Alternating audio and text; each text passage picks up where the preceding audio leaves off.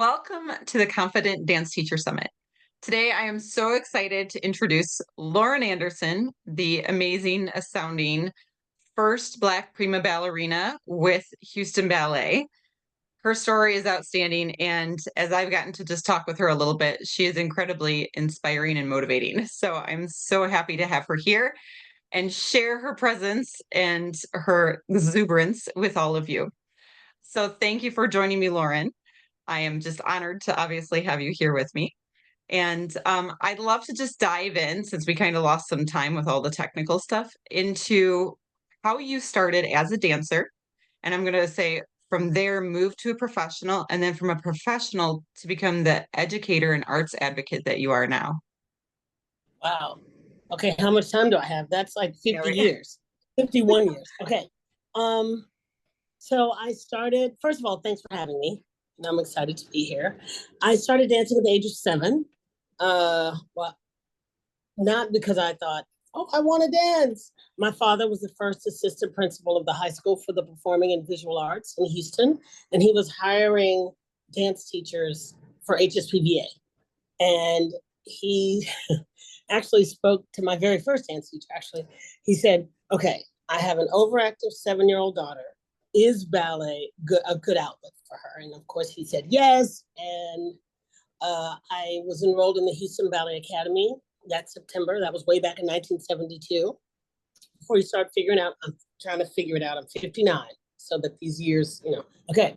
So 1972, I started ballet. I can say that I didn't really like it. I was overactive, like I said, and you have to kind of not do much in the beginning. You have to do a lot, but not a lot. And I could not wait. I'll never forget it as long as I live. When we first skipped across the floor to the music. I mean, I've skipped, but I never thought of skipping the music. I was skipping on the playground. Long story short, that was when I found out I had a superpower. I could jump high, very high. I went skip. Okay, yeah, I mean, it was crazy. So there was this one boy in class named Eric, and I could jump with Eric, and I just wanted to, my goal every day was just to jump higher than Eric. That was my thing. The more turns than Eric, and jump higher than Eric. So that kept me interested for about a year or so. Then I was going to quit ballet, and my mom took me to see a dance performance. This has kind of changed my life. I didn't know what I was going to see, but it was Dance Theater of Harlem. And I saw my first Black ballerina run across the stage, and I went, and I just didn't know that I hadn't seen one until I saw one. And I wanted to be all of them. I want to be her. I wanted to be all of them. And that's when I can say that I was bitten by the bug kind of spiritually, in a spiritual sense, right? Just, I got to do this. And then I went back in class and worked and did all the things. At 13, a gentleman named Ben Stevenson entered my life. He was the director. He became the director of Houston Ballet. And he let me jump with the boys. Awesome. He did say, darling, you can't look like a flying armchair. He did say that. So he's like, you still got to look like a ballerina. And he cast me as Alice in Alice in Wonderland. And we know what Alice looks like. Mm-hmm. So he was like the one that believed in me before I believed in myself. But that's not true. James Clouser did too. But I think he took chances. He took some serious chances with me, classically. Love it. So I auditioned for the Houston, I graduated from high school, auditioned for the Houston Ballet, got in, became a soloist, and I got in 83, became a soloist in 87, became a principal in 90, became the first Black principal dancer with the Houston Ballet. By then, I'm doing all the roles and all the classics, a lot. I had 2 ballets done for me. I danced with a gentleman named Carlos Acosta, an amazing dancer. He and I Ben created Don Quixote for us.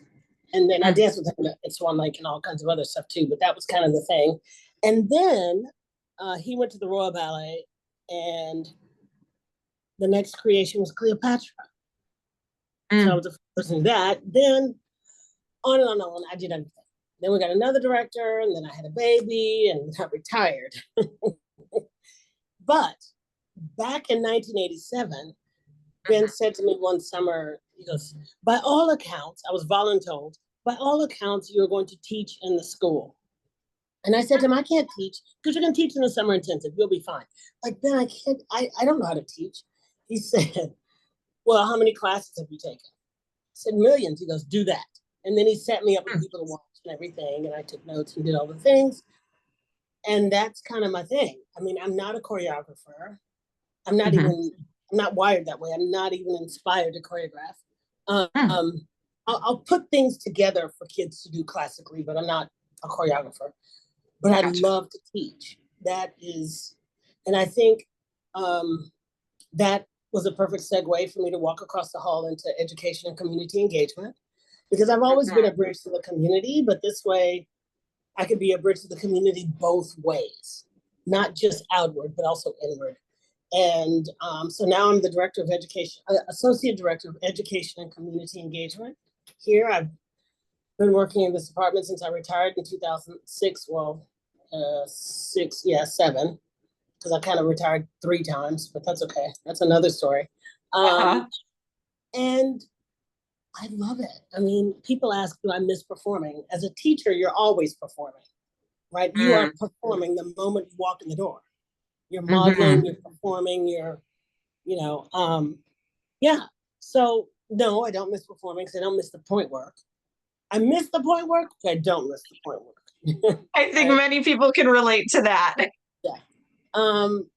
And yeah, so I find joy in creating opportunities for students to excel in the way that works best for them and the community. I need to write that down because I think that kind of sums up what I get to do. Wow. Right. That's where you're at now. So I am actually really glad you talked about how you retired 3 times, because I'm sure, like you said, you get that question all the time. And I know some of the difficulty I had transitioning from going from a dancer to, okay, it's an end and it feels like a loss, right? Well, but was it like that for you? I will say that it was a very turbulent time at the end of my career. And I knew it was coming, and that's fine. I was a little voluntold in it, but it was perfect. It was the right time. And so I retired at Nutcracker. So like literally a week later, I walked into another job that was open, a department that was created for me to run or build. Help build. Yeah. Which is now the nirvana of community engagement. It's amazing what we get to do. That first year I walked across the hall, we probably reached, including Nutcracker matinees, maybe 5,000 or 6,000 students. Now we reach easily 80,000 students a year. Yeah. Wow. So all that said, I mean, in various ways. When I say reached, in various ways, because we do teacher workshops, and if they do a certain amount of programs with us, we reach their students. But that's a whole other. But the second time was because we had a jubilee, and Stanton was kind of giving me my flowers again with this jubilee type thing, and I was still in shape. And then I was guest performing Nutcrackers. I guest performed Nutcrackers for 3 years after I was done dancing, which I would not advise if you don't take class every day. But whatever. Yes, that would be a little hard. Yeah, and then like I said, the end of my career was turbulent. I mean, it's part of my testimony. I'm a recovering alcoholic. I drank myself out of my career, basically. I couldn't sustain what you need to sustain physically, And I was 44. I mean, I probably could have danced another 10 years if I hadn't done that, right? But you were 44 when you finally retired? I think, 2009. Yeah, I was 44. And That's amazing. I could have probably danced another 10 years. Like I said, if I hadn't uh, abused my body, I probably could have. Hmm. Because Ben Yeah. was going to do the Josephine Baker story for me next. I mean, I would have had the next big ballet, full length ballet done, but that's okay. It worked out perfectly. Yes. It Yeah. worked out exactly how it was supposed to be. So, what was pivotal for you? Was there anything that shifted you to, other than a job opening? Like, did you have to take a mental preparation to go from I'm a professional to now I am building this program? Was it difficult? What was that It like for was you? horrible. It was horrible. I didn't know anything about the office. I didn't know that you don't take naps when you're not busy. When you're not busy as a dancer, I have this hour off. I have a schedule. Here's my schedule: 9 to 10:30, at 10 to 11:30 class, or 11:50 or whatever it is. Break. Oh, I have an hour and a half. I have rehearsal here. I don't have rehearsal. Then I have lunch. Great. I can take a nap. I can lunch. I can get up. Fine. Uh-huh. That's your life, right? And it's in front of a mirror, and you're told what to do, when to do, how to do it.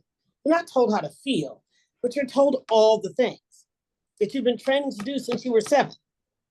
Yeah. And now you're a grown woman, and you're now going to go into an office where no one cares how high you kick up your legs, how many pirouettes you can do, how many people you make cry. What's the story? The story is we got to put this in the computer. We need to have this meeting. We need to have this data. We need to go to this site. We need this report. We need to do this budget. I was like, you're kidding me. So I decided to go to college. After 30 years after I graduated from high school, I went to Houston Community College. The best thing I ever did. Took a business technology Oh, course. Best thing I great. ever did. Took a course. Well, first of all, I didn't think I was smart enough to go to college. That's why I worked as hard as I could at the age of 17 to get into the company, because I thought, I can't go to college. I'm not that smart. Anyway, that's because I Limiting have belief. Hmm. uber smart parents. That's crazy. I made straight A's. I did 5 years of college. I made straight A's until my very last class. So dancers are the smartest people on the planet. We Yes. really are, because we problem solve all day. Math, science, Yep. and problem solving all day. That's all we do. So Absolutely. yeah, it was hard because yeah, the thing that I'd known my entire life but it wasn't going on the back burner. I was about to go teach classes and do the things, but I had to do all these other things. So I did online, two classes a semester.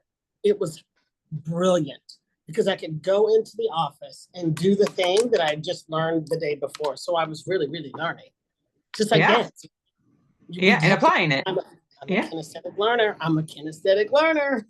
Yep. So it was wonderful. Actually, it was a wonderful opportunity. Uh, and then I knew I was a teacher because I started helping the other people in the class. Hmm. And then so I get a business technology certificate, and I go, what can I do with this? So I thought, well, what happens? I have a son. I'm a single parent. I have a full-time job, single parent. Yeah. Uh, Busy. I think, what happens if something happens to my legs? I can't teach dance. Mm. So I go into medical office. I get a medical office associate's degree, which is data. It's about data and how the data tells a story and how you manipulate it, which is perfect because now you need to quantify how ballet or how dance to get into these schools, how it helps their test scores, how it helps them come to Yes. school, how it helps. You have to do all that, right? When you're advocating for arts funding, they, as in the other brain thinkers, want facts that give you value. When we know the Mm. value of dance, Right. we know the value of the arts, but the rest of the world, which is most of the world, that is Uh-huh. the United States. That is the United States, not the other Yes. countries. Right. They want it quantified. So I get to do that. I get to work that out and get to do that also. Because we're So bringing free programming in and raising money. They want to know how it, yeah. absolutely. So that's so amazing because that's part of your story I really didn't know. And one of the things, when I spoke with you a long time ago, it was something that like God just brought us together because that's a big part of what I want to do is I'm like, why is the American culture like they don't see the arts the way other countries do? It's not as valued, I feel like. And I think it starts with our education system. Like we don't, it's not promoted. It's not, there's not as much advocacy for it. And really Well, that's what you're doing. right. Oh, absolutely. I mean, absolutely. I'm on the board of Houston Arts Alliance. I'm on the board of the Texas Cultural Trust. So that I get to advocate publicly on the Yeah. city level and the state level. All that said, it's not. I mean, when I think about it, and I'm not saying anything against anyone, so don't get offended. Communist countries value the arts. They're the old countries.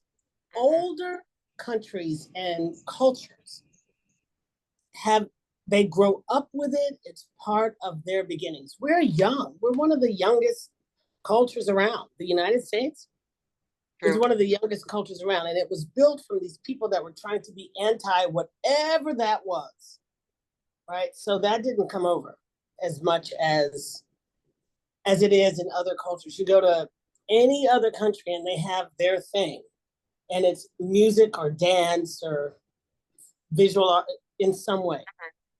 We have our thing, football, jazz. I mean, we have music, American Hmm. music. We have Hmm. dancing, American dance. We have all the things, but it's young and it's not Hmm. part of, I mean, they see the value. I think the value is seen in visual art because of design, right? Everything is drawn before, everything that's not you is drawn. So we need those people that draw. We need those architects, we need those designers. Um, I think we are starting to see value in it.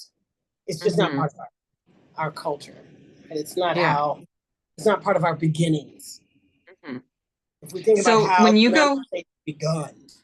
yeah, and that totally makes sense to me. Like I really like the way that you described that. That it makes me go, oh, okay, this is why we're at where we're at.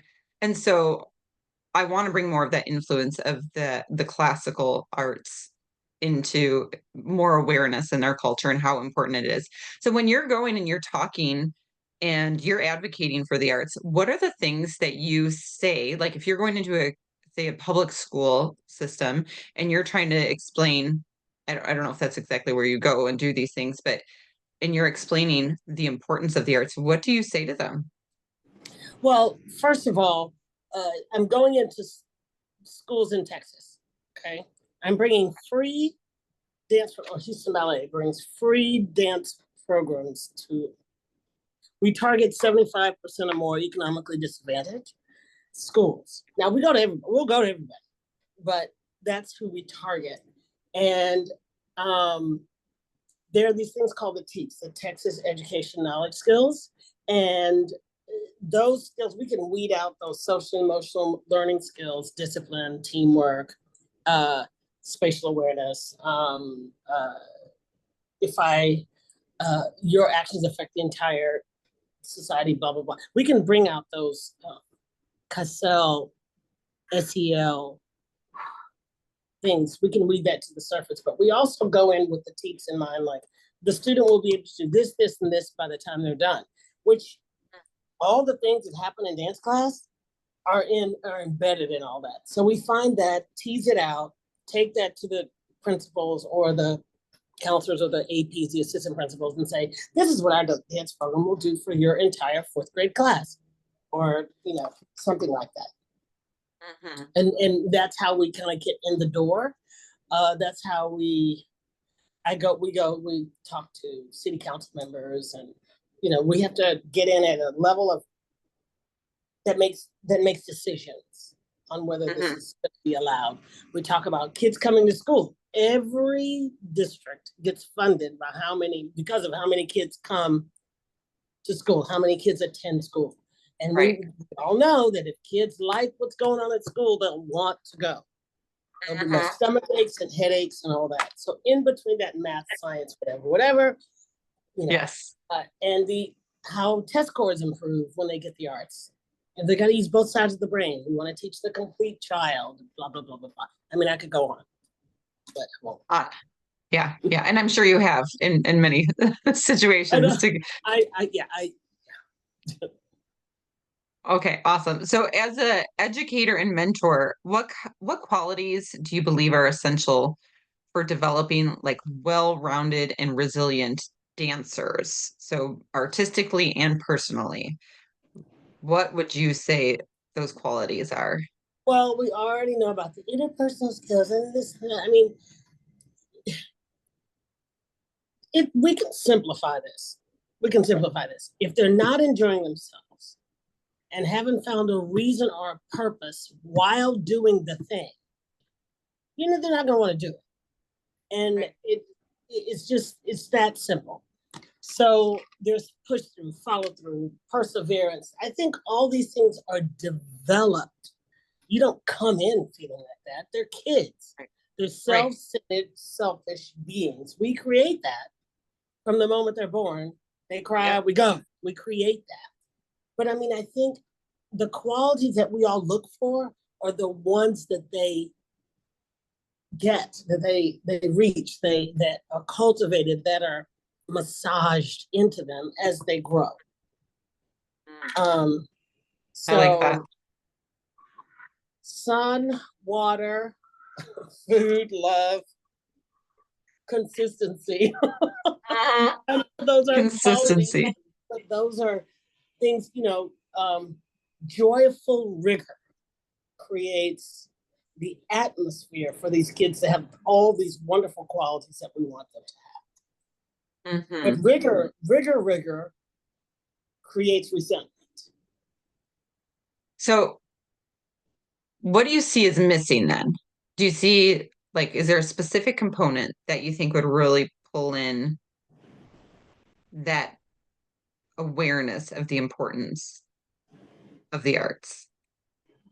Is there anything that like has popped out to you like, wow, if we could really implement this, it would give them the desire to do this? The student or Yes, students. So it would be like the way whether it's a program or maybe what a dance teacher can pull into the classroom. Like we all know, like inspiration is huge. I besides trust, I Mm. mean, trust is very important for someone because they have to. I didn't grow. I don't feel I grew as a dancer until I really trusted what was going on and surrendered to the process. To get a student to surrender, they surrender to this. Mm.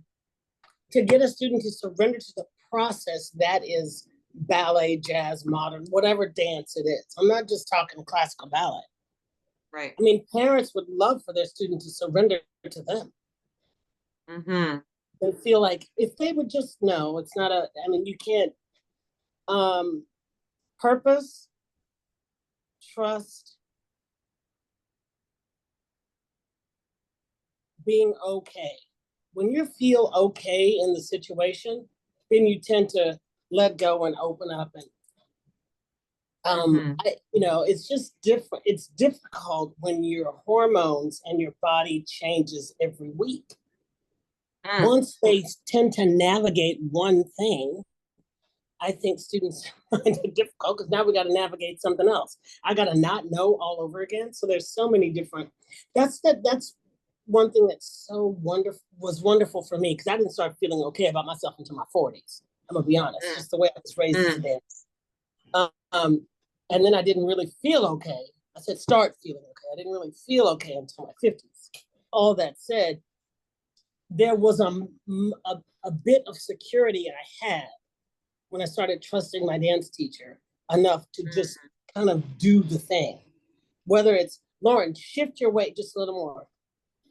No, I need you to get your weight all over your supporting, all the way over your supporting leg. Oh, over here. Oh, you have to, we fight the battle as dance teachers every day. You believed me yesterday when you did it and you did it well, but you don't believe me today.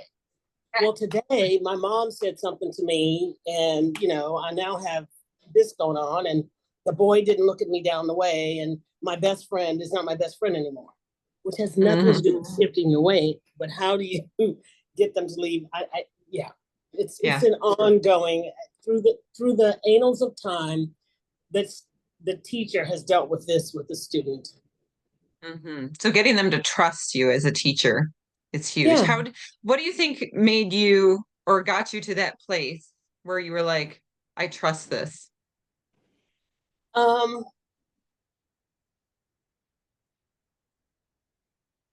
really believing that teacher was okay with me just like I Mm, am. And it took a lot because I was a little brown girl in this space where I never felt enough. I never felt enough. And it wasn't just that space.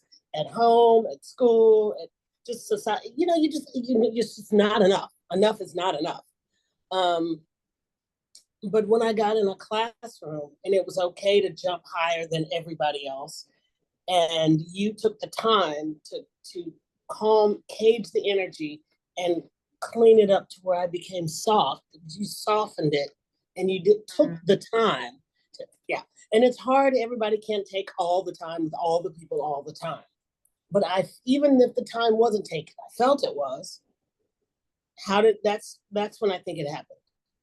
That's when I think it happened. It wasn't just getting a role. It was even getting a role that wasn't the role, and someone taking the time to. I'll never forget when Dame Margot, she's working with Auroras. She's working with the Auroras. No, no, no, no. We were doing Swan Lake. This not that time. Another time. She was working with the Swan Queens and the Prince and I was the pas de trois.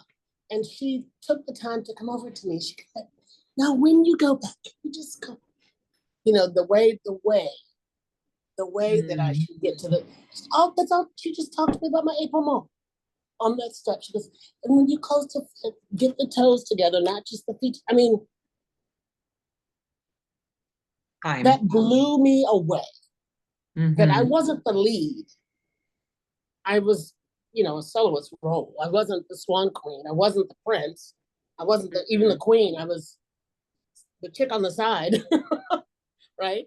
I mean, I Yeah. don't know. When I felt that, that was another moment I remember. I mean, it doesn't have to be that. It could be the smallest thing. But Yeah. I think there's a trust factor. And the only reason I say that is because I don't teach the same kids all the time. I'm that Right. person that guest teaches at all the different places. I come in, I say the same thing that the teacher says all the time, and all of a sudden they go, and I'm saying the exact same thing that your teachers say. Because I talked with the teachers, the directors before. Like, is there something you'd like for me to um, focus on, whatever? And they said, well, the battery is this and that. I said, okay, well, gotcha. Right. I mean, yeah, we all say the same things. It's just like Yes. you don't listen to your mom anymore, but you'll listen to your aunt who says the exact same thing. That's how, Yes. yeah. Yes. I I love think it. So that funny. trust, that trust factor is important. Yeah. Do you feel there's a way that dance teachers can really cultivate that trust more with their students? Student-centered learning. Ask them questions. Don't tell everything. Explain, tell, you're the teacher, so yeah. But have them participate in their learning. Find a way. They're not the same people we were teaching 10 years ago. They're not the same people we were teaching 5 years ago. Right? They're Right. not us. They're not us. We learn the technique the same way, but we can't teach it necessarily the same way. Unless you have Mm, students that are like you. yeah. You got to teach who's in front of you. And that can change. Yeah. It's So alive. true. You're teaching, I feel, my teaching. I cannot speak for anyone, and I do not dare speak for anyone. My teaching, I would hope, is alive and breathing and growing and changing. And that's why I love observing teachers. Mm, Oh, it just gives me life. I'm always inspired. mm.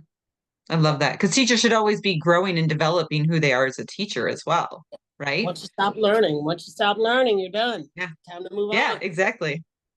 I totally agree with you on that. And then we can learn from each other, even if Oh, it's somebody who's a brand new teacher, right?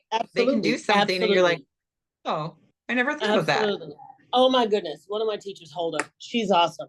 And I know this. She had the kids, with their elbows like this. She goes, "Can I take your elbows and shove it to the side, shoulder down, look over that elbow and what she said, take your arrow. Take your arrow to the side. That's an arrow. Oh my goodness. Stick a line Yeah. there. That's an arrow. I couldn't believe it. I was like, an arrow. Wow. Uh-oh. Did I leave? I almost left the meeting. Oh, Sorry. Sorry about that. But I touched the it's screen. okay. But the arrow to the side, she goes, now Yeah. chasse towards your arrow when it was the Yeah. baby. It's like, what a great Yeah. idea. So I'm using that. Yes. Yeah. Speaking of which, And do you have look over the, a specific group or age group that you love to teach versus another? Is there an age bracket you don't like to teach as well? well, I'm a ballet teacher. I would love to say I teach modern and jazz. And unfortunately, I'm just a ballet teacher. And I think all the years are important, but those first 4 years are so important. I think you need to really know kinesiology and what the muscles can do at the age of 6 and what they can do at the age of 7 and what those bones are supposed to be able to do at the age of 8 and how the back and touch them and get them going and all that. I don't have that. I wish I did. Now, I have creative movement. I have getting them in sixth position and getting those heels down. And I mean, because I teach a class, I teach kids that don't dance at all. Right. And then I teach kids that do dance. I mean, that are in a conservatory ballet situation. So it's because I teach a program we call Explore, Extend, Excel that is after the NDI pedagogy, the National Dance Institute pedagogy. Pedagogy. Sorry, I'm from Texas, y'all. Oh, good. And so it's it's music and movement and sharp and slow and fast and smooth and round and all that. And so I get to teach that along with classical ballet. So you So get a good mix. I haven't given you an answer, have I? Sorry. I teach everyone. I'll teach any student. I'm okay with that. I prefer not to teach that very first day in the class ballet student. Those first few years, because it's so specific, and they need a consistency like none other, right? To get them ready for the consistency that is the rest of the thing. Yes. Sorry, the phone's going off in my office. Sorry. Oh, I can't hear it, so it's okay. Awesome. Yeah, that's funny. Okay, that's funny. That's interesting. I actually love teaching the first level of ballet. Perfect. Well, great. Like I get super excited about it. Awesome. Because I'm like, isn't this great? And they're all like, what are you teaching us? But you get to see so much growth. Yeah. That it's like of course. amazing. I don't have to teach the most advanced students because they think they know everything. And do I really want to whip out a double tour right now for those cocky boys? Yeah, I mean I will, but I don't have to, right? The less I do, the better I teach because it's not about me. All that said, that middle level, I love because they're spongy. Spongy. I love that. So true. Yes, they just absorb everything. Awesome.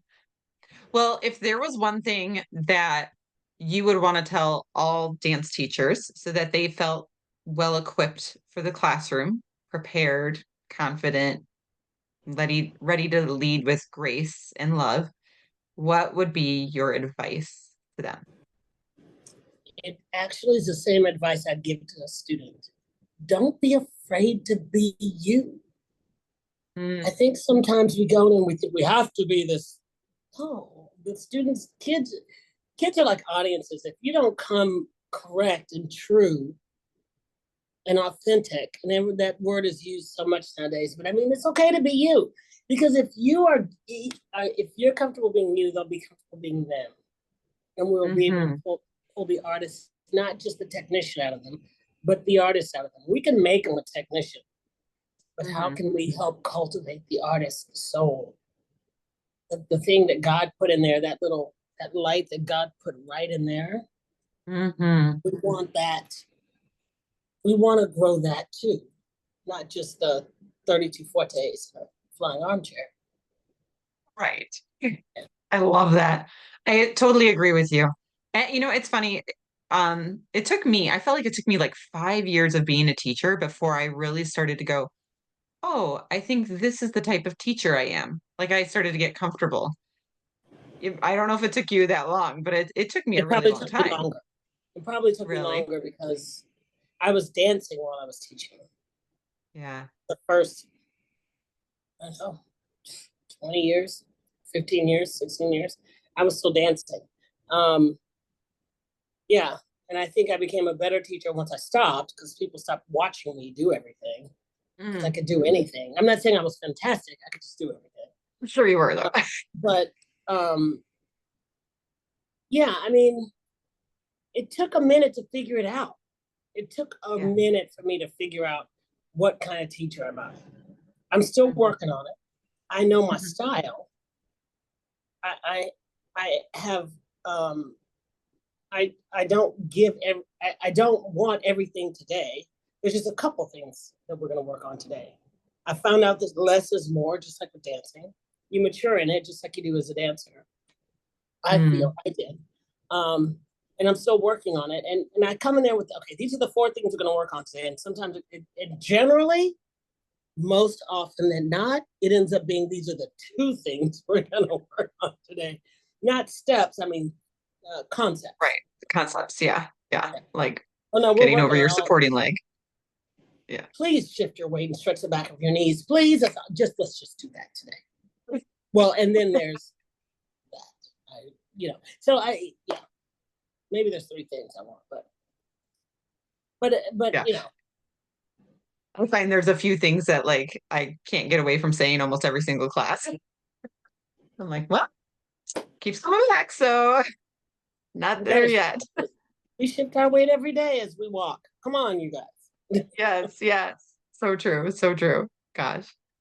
Well, if there's anything else you'd like to say, feel free to just open up your heart to the audience. Know that it's dance teachers. I just, I'm just grateful to be here. I'm grateful that we get to do what we do because we Mhm. change lives, we make a difference. Teaching has definitely changed my life for sure. So let's keep fighting the good fight. It Mhm. Yes, I love it. It is a good fight. It's an is a good amazing fight. fight too, right? Like Wonderful. we get to help people become who they're meant to be just by having them take dance classes. Like how beautiful is that? Awesome. Awesome. So, well, thank you, Lauren, for everything. I appreciate you and for coming on here with us. Have a beautiful and blessed day. And same to all of you in the summit.